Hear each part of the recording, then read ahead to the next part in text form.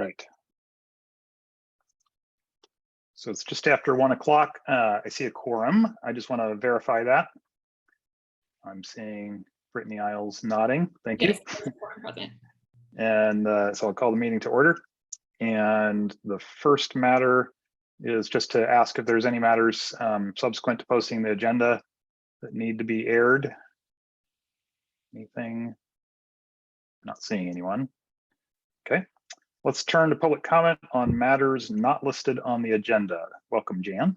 So for anybody in the public, you can use the raise hand feature on the Zoom platform. It's at the bottom of my screen, but I know sometimes it's at the top of other screens. And let's check for any public comment.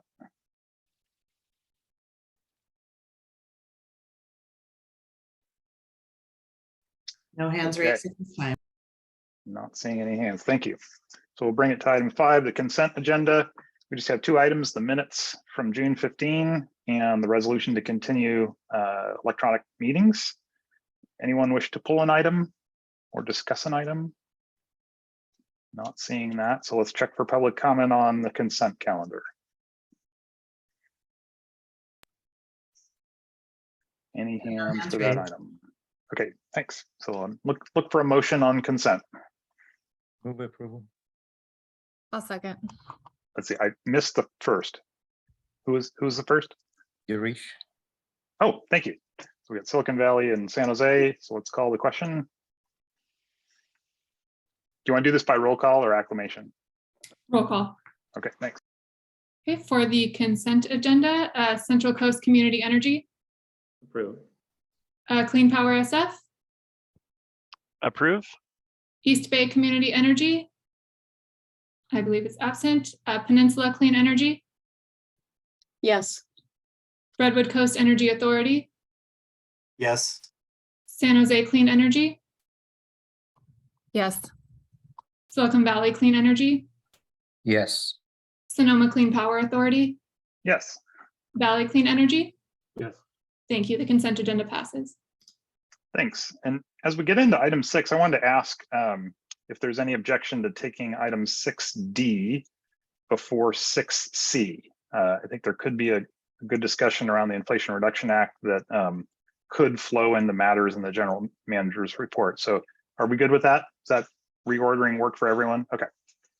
So with that, we have an item. Tim, do you want to introduce this one or should I do it? Your call. You're on mute. Please go ahead, Jeff.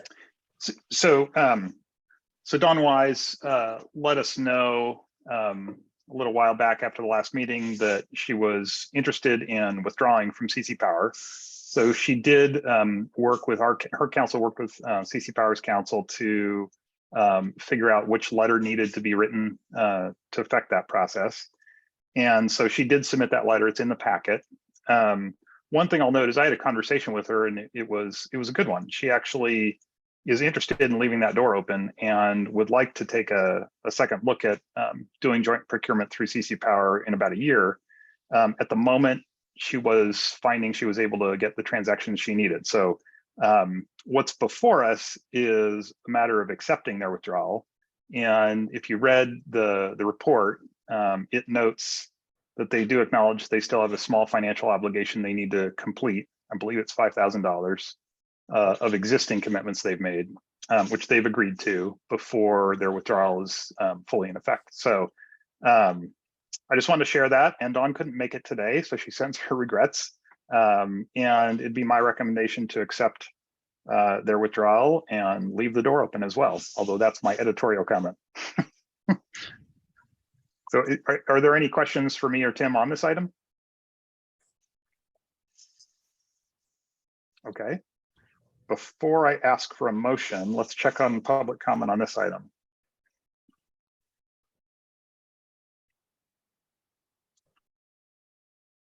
And I'm not seeing hands on this either.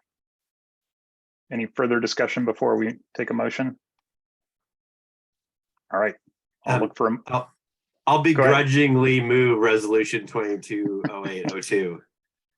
Thank you, Matthew. I'll Do we have a second. second? with prejudice, but nevertheless. Thank you. So we have a first and a second. Let's go ahead and call it. Okay, for resolution 220802, Central Coast Community Energy, Yes. Clean Power SF, Yes. East Bay Community Energy absent, Peninsula Clean Energy, Yes. Redwood Coast Energy Authority, Yes. San Jose Clean Energy, Yes. Silicon Valley Clean Energy, Yes. Sonoma Clean Power Authority, Yes. Valley Clean Energy. Yes. I'm sorry, can I get that one more time? Was that a yes from Valley? Yes. Perfect. Thank you so much. The resolution passes. Thank you. All right, let's see. I'll turn it over for item 6B on the Strategic Business Plan Ad Hoc Committee. Chris, if you would put forward the slide that I had sent to you to support this item.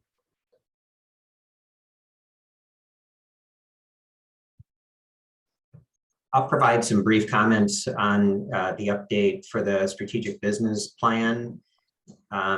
What I provided here is the structure that we're putting in place that sets forth the schedule and the mechanism by which the board will be able to provide its input into the strategic business plan. I'll walk through this, and then there are other members of the ad hoc committee that may want to weigh in and augment what it is that you'll hear from me.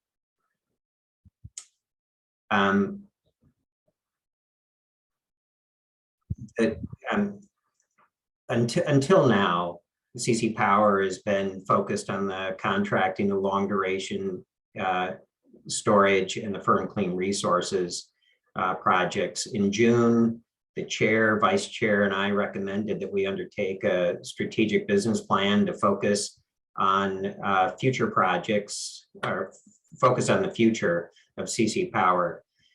The ad hoc committee has met several times to discuss the scope, the possible consultants that we would use, the process, and a mechanism in which we would ensure that the plan reflects the board's thoughts on future CC Power projects, organization, and leadership.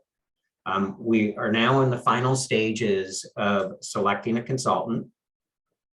And the choices that we have are from several that bring extensive board and executive management expertise with California Public Utilities. And they also included in that expertise is conducting strategic plans. Right now, we're working with the consultants in order to be able to sync up the process that we'll have in completing the plan and layering that over the regularly scheduled board meetings that we will have. And so you see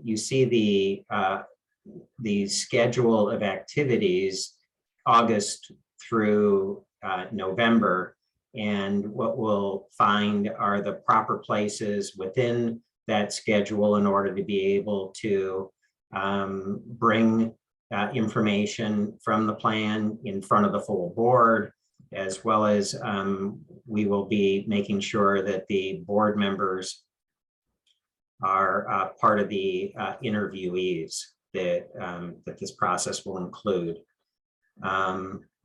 And so that's what I was prepared to discuss in this. I don't know if Mitch, as the lead to the committee, has any additional thoughts that he'd like to pass on, and or board member Mitchell or Balachandran. Yeah, thanks, Tim. I'll just make a few quick comments here. No to sort of belabor the point, but as Tim laid out, there's an overall schedule here that the ad hoc committee believes will lead to a decision point by the full board later on this year. And really how we kind of framed it for the ad hoc committee, and as we sort of talked about the qualities that we are looking for potentially in a consultant, is that this exercise is really to develop kind of clear shared objectives that deliver value to all of our members, and to have that conversation where we haven't had the opportunity to do that up to this point. All at the same time trying to remain nimble and retain the abilities that we have as individual CCAs, and to be able to act where opportunities present themselves. So that's really kind of the frame that we're approaching this with, but that it really needs to maintain a pretty tight focus. And so really starting off with these conversations with the individual board members and developing some of the background information that's necessary to identify those shared objectives. I will make a bit of an editorial comment here too. It is a bit disappointing that that MCE is stepping away at this point. So I think it would be valuable to have their perspective represented in this process. Perhaps there's a way to do that, but if we had the opportunity, certainly they were going to be a key voice in this discussion. So with that, I'm not sure if Girish or Lori has anything else to offer. I'll just add I think actually we had good timing. Luckily, we put this initiative together and set aside money in the budget without knowing about the Inflation Reduction Act. So there's just a giant opportunity there. So I'm looking forward to the discussion Jeff's going to tee up, because I think that discussion would really help with the work that's being done here in the strategic plan. Yeah, finally, I'll keep my comments very brief, but just really appreciate the committee's work. And just to reiterate, I think this is a little bit different than other strategic plans that, we may have all participated in our organizations. This is really a huge focus on what board members envision for the future of CC Power, and where they want to focus, and echo Girish's comments around the opportunities with the Inflation Reduction Act. Very much interested in board input on the opportunities for CC Power in that context as well. So other board members, definitely be thinking about your input and what you would provide, so that when those consultants reach out, we can get really good input from all the board members, which I think will inform a great discussion with the full board at CC Power. I see Matthew Marshall's got his hand up. So first, just excited about doing this. I might suggest that 2 1-hour meetings might not be enough, especially if we have public comment. And in that regard, I hear what Lori just said about this is kind of focused on what are the current members trying to get out of this, and what are we trying to focus on. I do think it would be helpful to interview or get input from CCAs that are not members, to say, well, why aren't you a member, or why what would make you a member, what do you see, so that we kind of have that perspective. And I think some process to get sort of broader stakeholder perspective, whether that's all of us just kind of taking individual responsibility to be okay, for our CEA, I'm going to go kind of figure out what is this, what's the opportunity to serve my community. It doesn't necessarily have to be having, us hold those meetings, but some process to kind of make sure it's broad enough that it's kind of getting input beyond just those of us that are on the board. Thanks. Any other process input at this point? I think that's probably mainly what the ad hoc's looking for, right? Yes. Go ahead, Michael Iams. Hello, everyone. I just wanted to add, I think this is a great idea for CC Power, and appreciate the board's efforts here. I did have just a logistics question around the selection. I see that this month, it looks like the general manager is finalizing the consulting contract. So was that is that being executed by the general manager this month? Presumably, if folks can come to terms, that was a delegated power from the board. So they delegated the authority to spend budget and enter into a contract at the last meeting. Okay, thank you.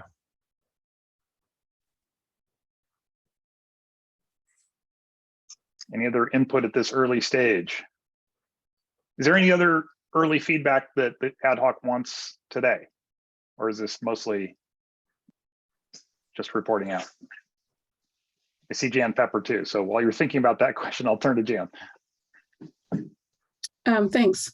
I was just wondering, do we know who the consultant is that's being hired, or that's going to be shared with the board after the contract is executed?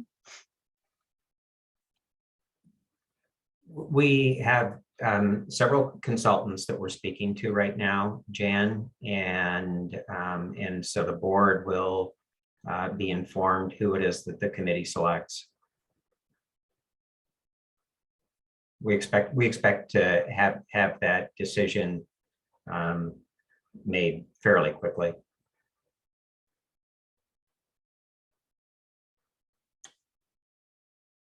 Thanks. I'm not seeing the ad hoc requesting other kinds of input. So should we leave it Jeff, there? I can answer that question. Okay. Go ahead. We're obviously, any feedback input is helpful to us as we work with Tim on sort of navigating this. But at this point, this particular item is just basically an update on where things stand. Great. Thank you. So I will turn to public comment. You got a comment, raise your hand. Not seeing any hands, so we'll come back, and this is not an action item. So unless there's an objection, we will go to item 6D, taken out of order. And I had asked for this to be on the agenda only because every other conversation I've had over the last 2 weeks has been about the Inflation Reduction Act. And there's a tremendous amount of appetite to understand it, to figure out how CCAs can be a catalyst for bringing funding into California for the benefit of our ratepayers, our customers, and getting projects built. And one of the venues, obviously, that makes sense to have a little bit of this conversation is here, in part because of the restoration of significant tax credits, in part because they restored the production tax credit for a number of different situations, because for many technologies, they have a domestic content kicker that helps out and so forth.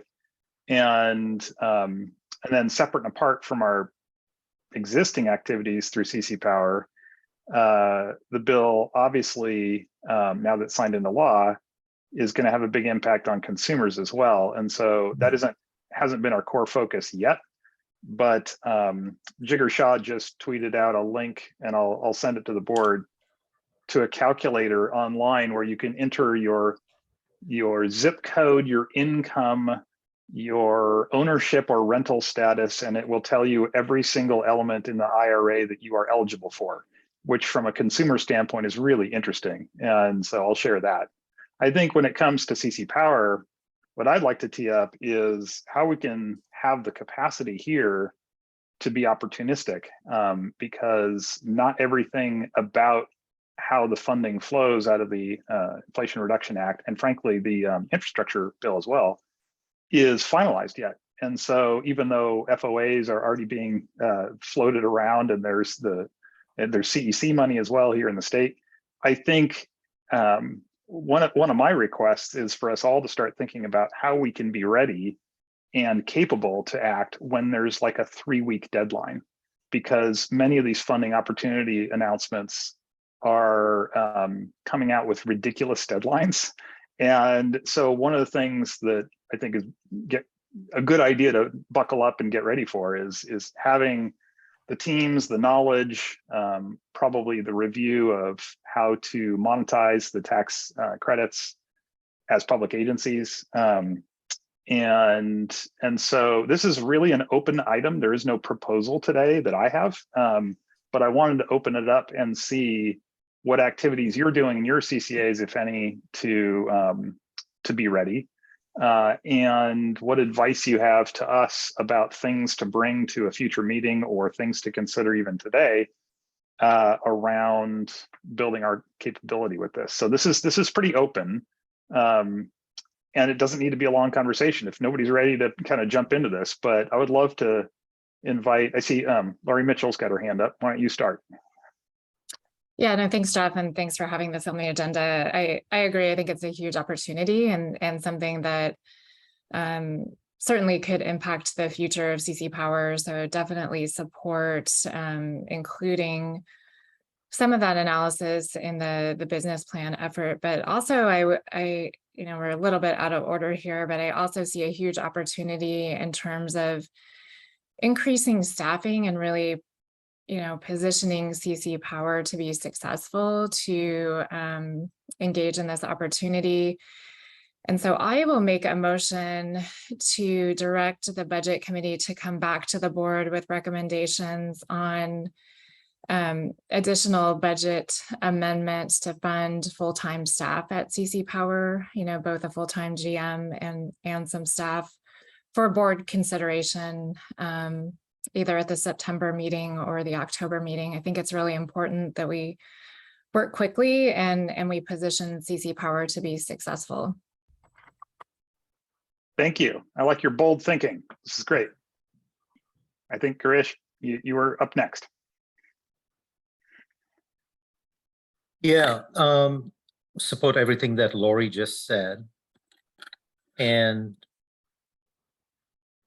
I think like what you said, Jeff, we are also kind of like trying to understand the different aspects, not just from a utility scale infrastructure, but also on the decarbonization side, et cetera, and the different timelines. So this really feels to me very aligned with our JPA document. When you think about the whereas clauses, it's very aligned. So I think we may have to, maybe Laurie, as part of the budget committee and the strategic planning committee, some of the work that each of us are doing in identifying opportunities, we can bring that into that discussion. So I'm very supportive of the budget. And my instant reaction when I saw the IRA, et cetera, was this is an opportunity for us to become asset owners. And an asset ownership JPA requires capacity to actually do it. And so it's I'm just supporting what Laurie is saying that, and I also see this as, we kind of hobbled ourselves in the last couple of years in how we've set the budget, right? Where we weren't able to capture maybe as many opportunities as we want to, and now we have the IRA money coming in. So I see a kind of budget commitment that I would be happy to support, of course, given we need to see the numbers, looking at it over a 2 to 3 year period and actually having staff in there to capture these opportunities. Thank you. Thank you. Jan Pepper. Thanks, Jeff. Yeah, I was just wanted to respond to Jeff's comment asking what are each of us doing, and we're probably similar to the others of you. We're looking at this. We're trying to really understand what the direct pay portion of the bill is going to mean for agencies like ours, to be able to take advantage of the tax credits, and what Girish said about looking at the opportunity to become asset owners as part of CC Power, I think would be really interesting. So we're just still trying to unpack it all and understand how we as public agencies can get more engaged in some of the procurements we're doing, and to see how that will translate to lower costs. But I think through CC Power, there's a lot we can do, and really look forward to the joint procurement that we can do to get the kind of resources in that we need. Thank you. Mitch Sears, I see you next. Yeah, thanks for including the item on the agenda. Obviously, a link with the strategic business plan discussion that's going on too, so that'll be helpful. It's good to get this kind of feedback too from the full board. in that regard. But you know, we've actually added sort of half-time staffers to start tracking this and starting to understand what the IRA means to an organization like ours at a relatively small scale, but fully support the idea of CC Power investigating and stepping into the space if it's mission aligned. So just wanted to add my support for that as well.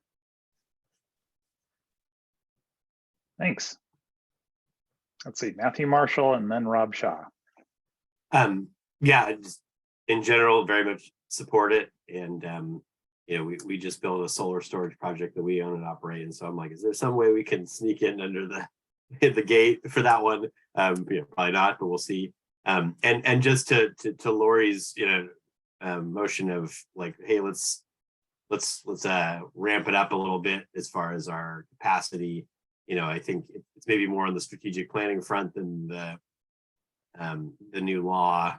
But you know, the state's new offshore wind goals and just kind of where that's going, you know, are pretty ambitious. And I think, you know, when you go to offshore wind conferences, there's a whole lot of conversation about like, this is too big to not have it be like state centralized procurement. And so I think it's important for CCAs to kind of like get in front of that false narrative that we can't do it and somebody else has to procure for us. And so I think, you know, having some capacity to you know, kill that in its tracks and say, no, CCAs are who is going to procure this, and this is how we're going to do it. And don't worry about that. I think that's both at the state government level as well at the like industry developer level. And so I'd like to see us, you know, have the capacity to get in front of that. Matthew, remind me, I think your initial transmission application was for 50 or 70 megawatts. Is that right? 160. Oh, Like, 160. that's like our entire load. So it's like, it's a community scale size, but Which is giant until you realize they changed it to what, 4.4 gigawatts, right? yeah. So When the Humboldt call area is about 10 So- times that. So, and then the whole, Okay. you know, and then they just set, you know, the 25 target for 2045, which is not so far, assumes like 2 more Oh. probably areas in the North Coast. So it's pretty ambitious. I'm just being funny, but I would nominate that for you guys coming up with the best idea award because clearly they took it and ran with it. So let's go to Rob Shaw next. Thank you, Jeff. And I support what Matthew was just outlining with respect to the offshore wind components. But in support of what Lori and Girish were both saying, we are in the process of evaluating asset ownership and currently trying to unpack the IRA. There is a lot in there. The assets that we've been looking at have been small distributed storage assets. And the big question now that there is a direct pay component is the financing implications and the tax credit, the direct pay, and it changes. So I do support CC Power looking into that from a strategic perspective, but also, you know, just unpacking the potential both on the asset ownership side and, as Girish said, on the greenhouse gas emission reduction side. And in that sense, I think the strategic structure of CCAs might be best served for those of us that are regional and not city CCAs as a regional facilitator. What I've found in trying to operate and administer grants is that we're not particularly well set up to administer grants, but our cities and counties and member agencies have that infrastructure to do so. So putting them in the best position, and for more rural CCAs, finding structures where our member agencies aren't competing against one another for those same grant dollars, so they can collectively put together a grant application with priorities and structure that has a regional approach, is a positioning that I'm trying to get 3CE towards, to put them in the best position to get those dollars and then administer them successfully in a way that meets with those regional priorities. And if we haven't made a second to Lori's motion, I would second that motion to at least do the investigation and bring back those recommendations. And I leave it to Tim and the chair as to how those recommendations kind of come back to the board, whether it's through a budget committee or through the strategic planning process. Thank you. So I have heard a motion in a second, and my notes on it, correct me if I'm wrong, is that to ask the budget committee to consider bringing a proposal to the board for a full-time general manager and staff. Unclear about how many, but that maybe the budget committee can think about that. In order to build capacity for taking up, well, I'm editorializing now, so I'll stop there. I think that was the motion. And any corrections to that? No, I agree. Okay. Thank you. Is there any more like discussion before we consider that motion? Does anybody want to weigh in on that? I really appreciate all the input too on the IRA, and one of the questions that I'll have for you all is how we can efficiently share information as we're learning. And I'm not crystal clear on who to put together and how often and that sort of thing, but think about that, and ideas are welcome. I think we're going to take a roll call vote on this motion. Brittany, is that correct? Yeah, so you as chair can direct the budget committee to take those actions, but if you would like to do a roll call, just so we're clear on every position, we can do that. Let me just ask if there's any objection to that. Is anybody concerned with that? Okay, I'm not seeing any objection. So Tim, why don't you work with the budget committee and work on that item? I think with that, we should probably take public comment. Is there anything further before we go to public comment people want to say about IRA? All right, if people do have good ideas about how to efficiently share information as we learn, maybe email it to Tim and myself even before the next meeting. I think timeliness is of the essence. And I think if there's something purely administrative, like how to connect our attorneys together or something, we can do that between meetings. So let us know. And let's go to public comment. So anybody wishing to make a comment can raise their hand. And I'm not seeing any. Okay. So let's finish that item, and I will turn it back to Tim for 6C. We'll get back in order.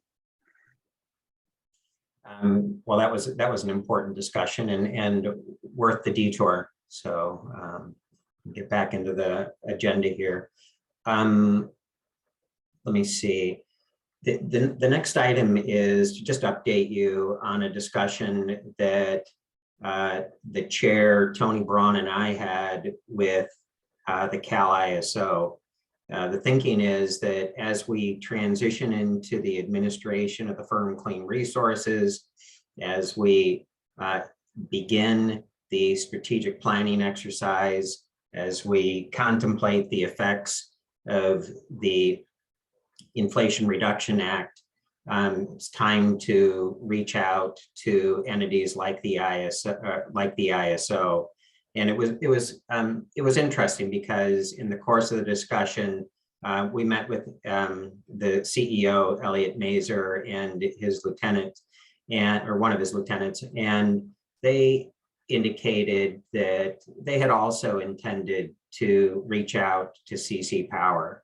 We used the opportunity to be able to describe the progress that CC Power has made on the Firm Clean Resources and the long duration storage, inform them that we're beginning the effort to figure out what it is that CC Power wants to do next through the strategic business plan. And we use this as an opportunity to be able to invite the Cal ISO to attend a future meeting of the CC Power board. We are interested in being able to get insight from the Cal ISO on the proceedings that it has underway, what we should be looking out for in these proceedings, and then follow up with a face-to-face meeting amongst CC Power members and staff in order to be able to drill down on some of the things that we are able to partner up with CC Power on. And so I'm in the process of compiling information with regard to activities that CC Power has underway in regard to grid reliability activities, our procurement.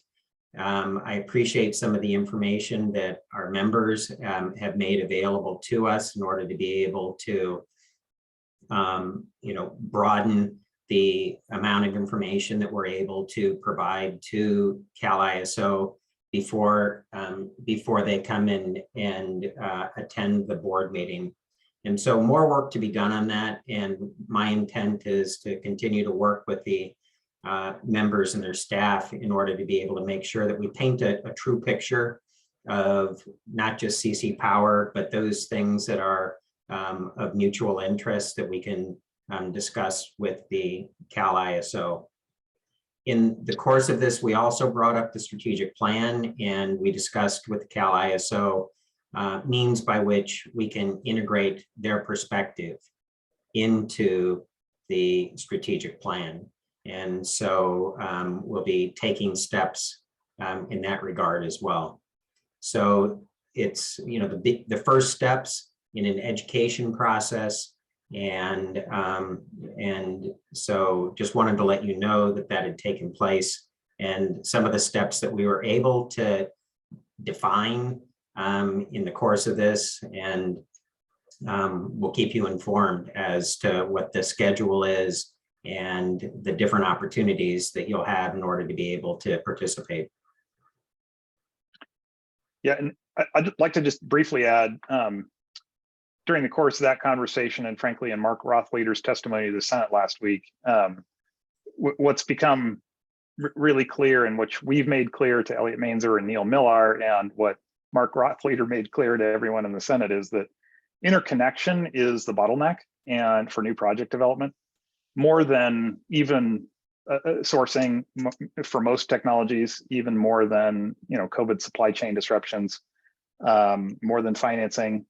And one of the things that was eye-popping is Mark Rothleader said there's 380 gigawatts in the queue of new capacity. 380 gigawatts. Well, that's probably more than 10x what will actually be constructed ever out of any of those projects. And it struck me that the backlog of developers submitting 5 or 10 or 20 projects and then cherry picking the one that looks really most lucrative out of the end result is a really horrifically inefficient process, and one that CAISO is doing a deep dive on right now. And I think it'd be interesting for us to engage on that and make the case when we have projects that have offtake agreements, that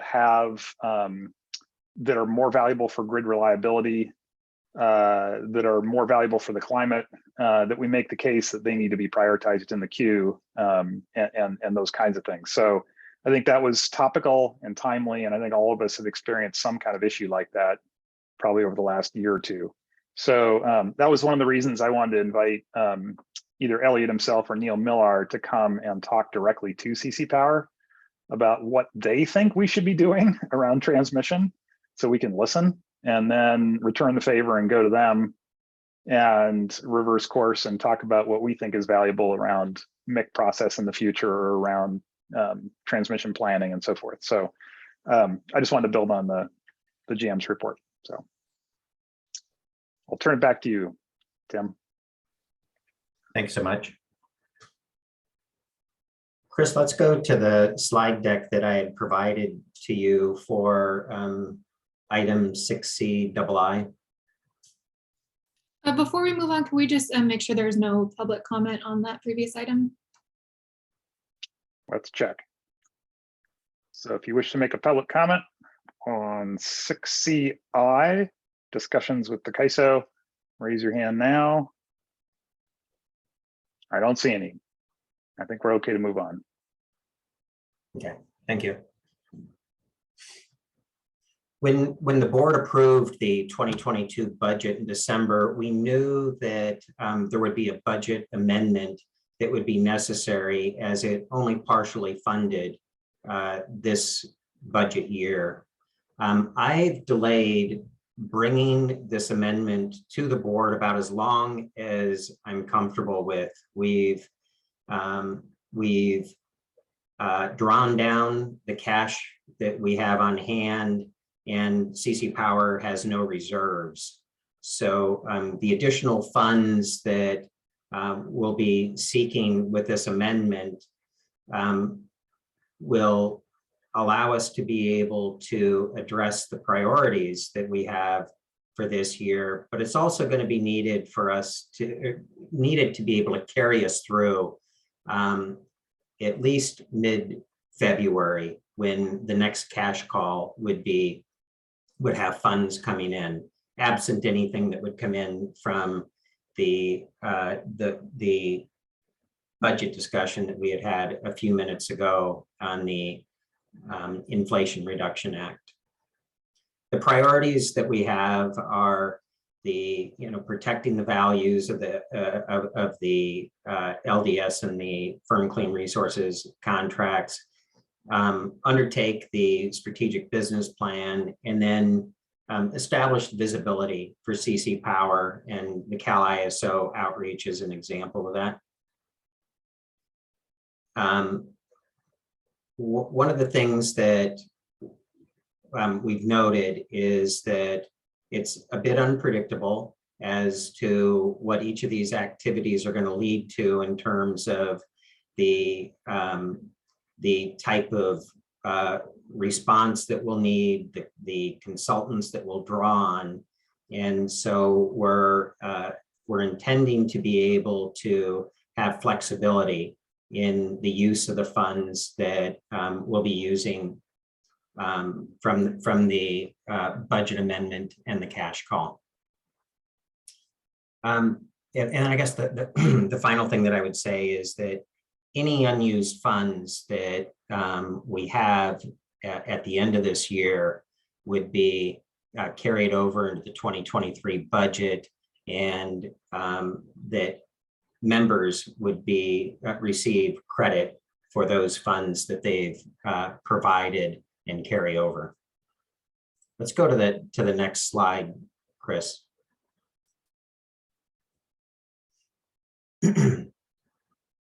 This table provides you with the categories that are funded in the budget. We've got the general activities, and then we've got the project activities. And then what I've done here is I've tracked the budget from the inception with the original budget from December of 2021, and then projected, we've gone through some of the changes to the budget and arrived at the projection that we've put together and are recommending as the amendment to the budget today. Just to walk you through this with a little bit more detail, in the general budget, we had funded CC Power. This is day-to-day activities for CC Power, and we had funded CC Power for the entire of the year. In the project budget, we had funded projects through the execution of the contracts of the Firm Clean Resources and long duration storage by CC Power. And what I show here is those components that support both the general and the project budget. Originally, we had a budget of $431,000. In March, what we did was we closed out the books on 2021, We had some modest funds that were brought into this budget as a result, and we had applied those for things like the insurance that was required under the contracts that we'd entered into. A portion of that was also allocated to the in the projects to the legal and technical support. In June, the board took some larger action that was an extension of the general manager's contract. And there was the authorization to spend funds for the strategic business plan. And so what you see is that at that point, the general budget was increased to $253,000. The project budget was at $280,000. In June and July, I began discussions with the project leads for long duration storage and firm clean resources, also with legal counsel, in order to be able to ascertain what the projection for the rest of the year would look like. And that's led to the shaded column, projection and amendment. And so what you'll see here is that with that input, we would increase the general portion of the budget to $276,000 and the project budget to the $292,000. I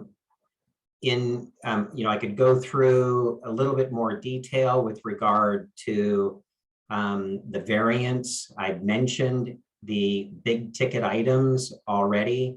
What the difference between what it is that we're projecting now and the original budget is about $137,000. I'll go to the Chris. Let's go to the next slide. This describes how it is that these funds would get allocated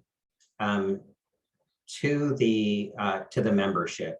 And so we have the participants, and then we show for the general budget, the firm clean resources and the long duration storage, how it is that the budget amendment costs would get allocated to each of the individual members.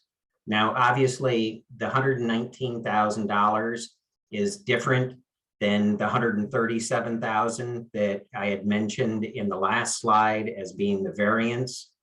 It's just we're trying to account for different things in each of these tables. What we have here, the $119,000 is less than the 130, the variance, because there are funds that are remaining from previous cash calls that have not been used, and they would offset some of those costs. The other thing that we're doing with this is we're creating more flexibility in how it is that we will use these funds. Previously, what we had done is on a for each individual consultant, we identified project costs and budgeted in a really hardwired manner between what the projects, the consultants were going to charge. That we were off in some cases, high in some, low in others. And so this budget reflects that it is unpredictable as to how it is that we're going to use these funds. And what we want to be able to do is draw on the consulting resources as is needed And then we will make sure that as we go through the year, that we're properly accounting for the use of funds, the source of those funds, in order to be able to make sure that at the end of the year, we're properly crediting each member for their contribution to the activities that we undertake for the balance of the year. So, what I provided here is, the priorities that we're looking at, the amended budget that we would seek the board approve, and then the allocation of the amendment costs to the membership. And Chris, that would lead to the next slide, which is just the recommendation that that the board approved the updated 2022 budget and the cash calls that I've listed in the previous slide. So, Mr. Chair, that's what I wanted to present to the board. Thank you. I'm going to recognize Lori Mitchell. Yeah, no, Tim, thanks so much. I really appreciate all your work on this and the work of the budget committee. I think this recommendation makes a lot of sense, and just want to reiterate to the board members, the main reasons for this increase is one, in the general for the insurance, which is really important. And then in terms of the projects that, what we recognized on the budget committee is, there's just uncertainty. Likely something will come up with these projects. We're not sure what over the next 6 months, but it makes sense to have some funds available to support them and ensure that they, ultimately get into construction and are successful. But, really appreciate Tim's comments that if nothing happens over the next 4 months, that those funds will be available for other needs. So just want to make sure that the board understands that. And with that, I will motion to approve. Thank you. Any other input on this or a second?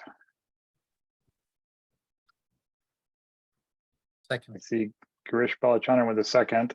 Rob, did you have some input before I go to public comment? Just a quick question, if I could. Tim, can you talk a little bit about what I appreciate Lori's input that it's sort of preparing for administering some of these projects, but can you add some color to what the project support for the firm Clean Resources is that is leading to the additional cost, or at least allocating costs?